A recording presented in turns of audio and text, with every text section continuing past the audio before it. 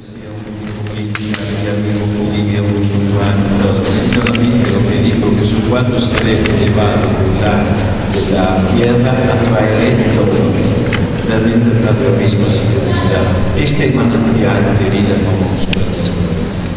Gracias, Padre. Miguel, acompañaste siempre al Padre Obispo en un momento difícil y que seguí. ¿Qué pasa? Miguelito. Sí, a mí me ha tocado acompañarlo al Padre Obispo después del sínodo diocesano, el primer sínodo del 83 al 87 a cargo de Cáritas diocesano. Luego, en los últimos 6 años de su vida, desde el 95 hasta su muerte, a cargo de la Vicaría de Pastoral Social, que hoy se llama Vicaría de Solidaridad, ¿no? Y se me había ocurrido que 2 textos breves voy a leerles y después unas palabras sobre un poco los acontecimientos y la forma en que, bueno, junto con el Padre Obispo pudimos trabajar, ¿no? El Evangelio de Mateo, capítulo 12, versículos 42 y 43, que dice así: a pesar de todo, muchos creyeron en él, aún entre los jefes, pero no se atrevían a profesar en público su fe por miedo a que los fariseos los echaran fuera. Prefirieron ser considerados por los hombres antes que glorificados por Dios. Y del testamento del Padre Obispo, en un párrafo del testamento se lee: he brindado y sigo brindando mi vida para que fuese y sea cada vez más realidad mi opción preferencial por los pobres, iluminada por la teología de la liberación, alentada por el Papa y vivida de modo ejemplar en las comunidades eclesiales de base.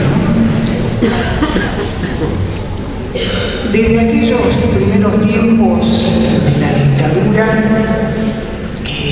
por supuesto, él atendía personalmente a los familiares de los desaparecidos. Por lo menos de otros obispos eso no nos enteramos. Hacía las misas todos los meses por los desaparecidos, momentos muy difíciles. Por eso yo leí lo del Evangelio, que no tenía miedo a los hombres, él se fijaba qué es lo que Dios en su proyecto le pedía, ¿no? Me acuerdo de la marcha del hambre, ¿te acuerdas? Era de Lourdes a San Cayetano. Estábamos rodeados por militares, por policías, no se lo habían prohibido hacer la marcha, se hizo. Rezamos pidiendo aquella famosa frase que después Ugaldini nos robó, que era pedir paz, pan y trabajo. Era momento de mucha hambre, de falta de trabajo. Se decidió en el Consejo Presbiteral hacer esa marcha y se hizo, ¿no? Una marcha muy linda, multitudinaria, y bueno, siempre con palabras del Padre Obispo. Luego, en el momento también del hambre, algunos recordarán la campaña de solidaridad, de juntar alimentos, justamente dijimos que hablamos del hambre pero no hacemos nada, ¿no? Y ahí se hizo una campaña en todas las parroquias, con una motivación, me acuerdo del Padre José Andrés, la había orquestado, dirigido, y hablaba, bueno, privémonos todos los días de 3 cigarrillos los que fuman, de una golosina o algo, un producto que podemos comprar más barato para comprar alimentos, y se había recaudado cualquier cantidad, no me acuerdo los miles, vos tenés mejor memoria, Armando, no te acordás, pero muchísimos miles de kilos de alimentos para solucionar a través de Cáritas, solucionar, de alguna manera ayudar a las familias más pobres de la diócesis. Y él estaba siempre en eso, ¿no? Y también en el año 84 se hizo la campaña en el Obelisco, no sé si algunos la recordarán, el pintor que tuvo 100 horas pintando sin dormir, y juntábamos dinero para construir el hogar de los niños de Florencio Varela, que están acá en Paraguay y España. No llegamos a juntar todo el dinero, pero gran parte del dinero se utilizó en la construcción de esas casitas. Y él venía todas las noches, me acuerdo, a hacer la evaluación. Habíamos conseguido un muchacho que tenía un contacto en uno de los hoteles ahí frente al obelisco.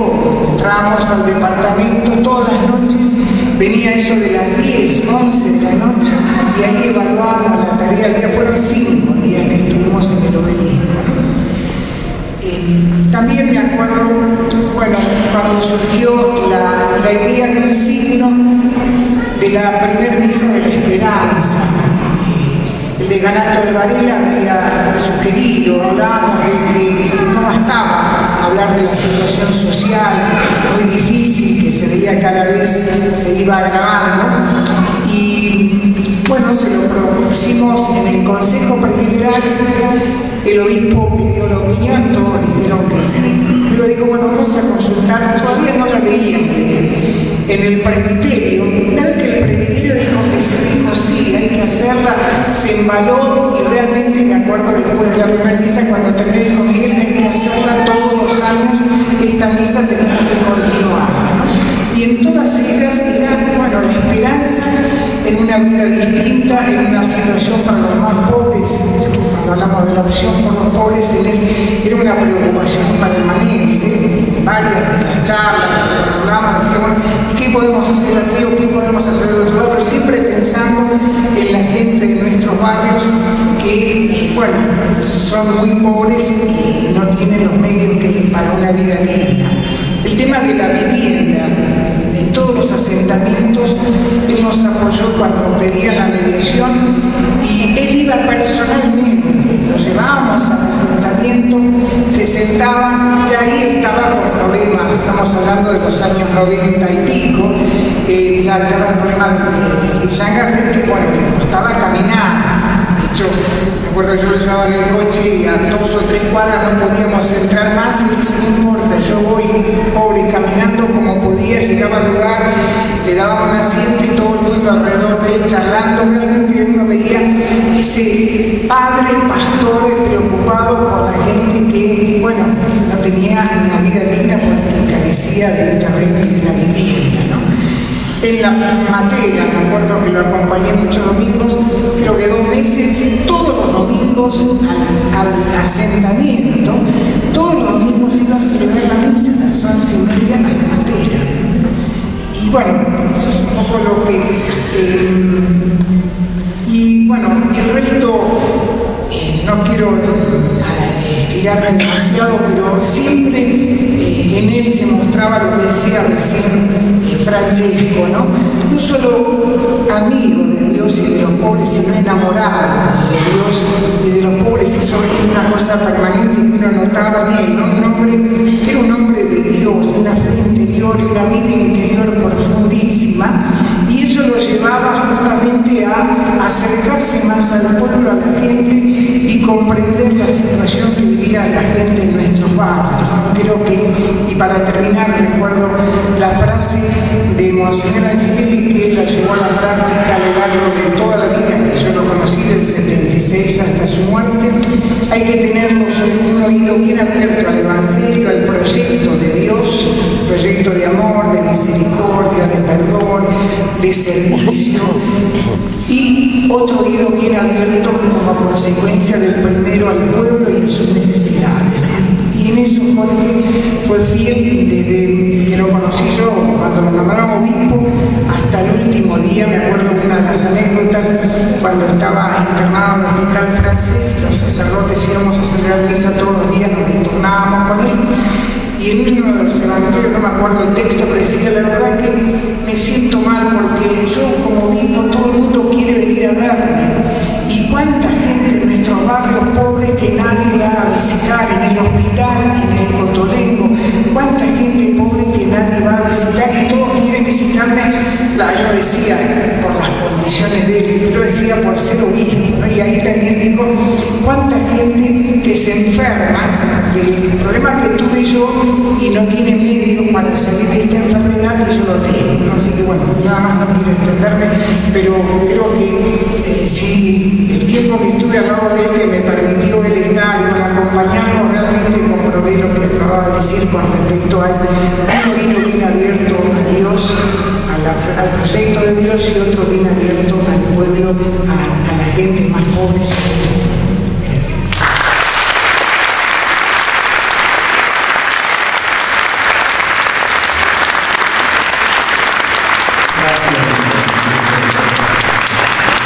Yo seguí ahora esta todavía nos acompaña a todos. Y también yo pensaba cuando decía cómo caminó el padre Obispo. ¿Cuánto? Y vos también, ¿cuánto miraste? Hasta que tú lo dices ahora que vamos, tiene que operarte ya. Vamos a rezar porque tiene que operarse por otro pie. Por eso le digo realmente que el Padre Obispo nos ha enseñado a ir a andar, a estar. Carlito fue ordenado Padre Obispo y estuvo muy cerca de él, lo acompañó en tantísimas cosas, muchísimas, por títulos, secretarios, un amigo que lo acompañaste, vicario también. Le hemos pedido a él que estuvo tan cerca, tan tiempo, podido amar con él, si nos quiere contar algo. Carlos es siempre parco, muy solo, le costó mucho, le cuesta algo para decir. Yo hoy más sobrio que nunca, me parece, porque claro, pensaba que quizás podía hacer muchas cosas, pero prefiero ser egoísta, si ustedes me permiten, y bueno, escuchando a Federico más tiempo y saber que hay muchos testimonios que vamos a ver en imágenes que son muy valiosos, así que por eso prefiero quedarme con eso. Y entonces lo mío breve, en el sentido de recordando un poco imágenes, recordando la primera imagen de Novak, en un primer encuentro, en la curia, no la de ahora, la vieja curia Sant'Estada de Mitre 476, y bueno, yo venía con todo mi discernimiento vocacional, con todos mis temores, con toda mi ansia, a ver qué pasaba, qué podía pasar y cómo iba a ser mi futuro. Y me encontré con un hombre de mirada clara, de mirada transparente, de una gran sonrisa, muy afable, que me abrió el corazón y realmente, o sea, creo que desde ese momento fue para mí ese lugar un lugar de gracia. De gracia, y más todavía cuando me enteré que en ese lugar donde recibían, escuchamos recién y hemos escuchado tantas veces a tantas familias, madres, obreros, mucha gente que recibía y se encontraba con escucha, que se encontraba con un corazón abierto, con mucha comprensión, con mucho consuelo y con mucha fortaleza en ese lugar. Yo creo que mi trayectoria de vida, mi vocación, mi misión no dependen de lugares, pero creo que sí hay lugares de gracia. Yo creo que ese es un lugar de gracia y bueno, como hay una vieja canción que dice que el lugar no son las cosas, no es la casa, es la gente. Y bueno, creo que para mí el lugar de gracia fue Jorge Novak y a partir de ese momento durante todo el ministerio, y los años que lo acompañé y que estuvimos juntos. Así que no, esa imagen que me quedaba de mi primer encuentro con Novak,